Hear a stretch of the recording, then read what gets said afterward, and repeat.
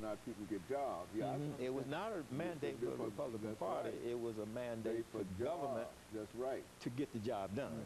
And I think the same independents that voted for Obama and the moderates swung to the Republican side as an alternative.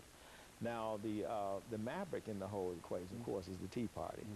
And I see the Tea Party as a third stream, pretty much tapping into the same energy that Obama tapped into when he got elected. And they're starting to see that, yeah, there's some anger out here that we can tap into. People are dissatisfied for various reasons. But you see, we have to make sure that we're not getting into demagoguery. You know, you always have demagogues who can get people fired up and riled up and that type of thing. So now, those people who are in the House of Representatives, they're going to really have to cooperate with President Obama, work with him, because if they continue to be known as the party of no, then they're going to be kicked out in 2 years. You know, you can only get elected for 2 years in the House of Representatives. And especially when you talk about the economy and jobs and et cetera, and then I think one of the great issues now is to whether or not to extend the unemployment unemployment compensation for a large number of folks. Right. And you can't sit up there and sit on your hands in reference to that when people in Kentucky and people in Ohio and all these people are suffering. And the only thing you can say is that you're not going to cooperate. See, I mean, to me, that seems to be a very, very odd kind of situation that they find themselves in. I mean, it's almost as bad as not having voted for the health care thing and then to come up and talk about getting rid of it. Well, anyway, I don't want to... Well, you know, the thing is, it seems as though we're revisiting the contract with America that Newt Gingrich started. That's exactly it.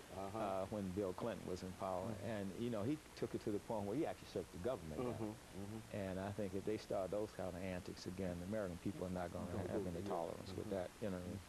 But another part of the fact that, of the economy was the fact we were in two wars, a war in Iraq, a war in Afghanistan, plus in a recession. So I think Obama is very wise to say, well, let's bring the troops home so we can save some money. It's costing us a lot of money to finance 2 wars. I can't ever remember a time when America was engaged in 2 wars. Major wars. Yeah, major wars, you know what I mean? And even though we have support from NATO and so forth, still, I mean, it's drained a lot of money out of our economy, plus the loss of lives of young people. And then the soldiers who go there and sacrifice when they come back home, they're losing their homes. They don't have a job. Some of them have serious emotional problems, getting divorces. So the kind of toll that it takes on the American family and homes, I mean, it's, you ask the question, is all that worth it, you know? Very good. And of course, Dr. Elvie, we've got about a minute, 25 seconds before we end this show for today. And have you got any final statements that you'd like to leave us with dealing with the great debate in reference to President Obama? Well, I think President Obama is going to be obviously the man of the hour. He has a Nobel Peace Prize. He's the first African-American president of the United States. He has a vision that continues Dr. King's vision.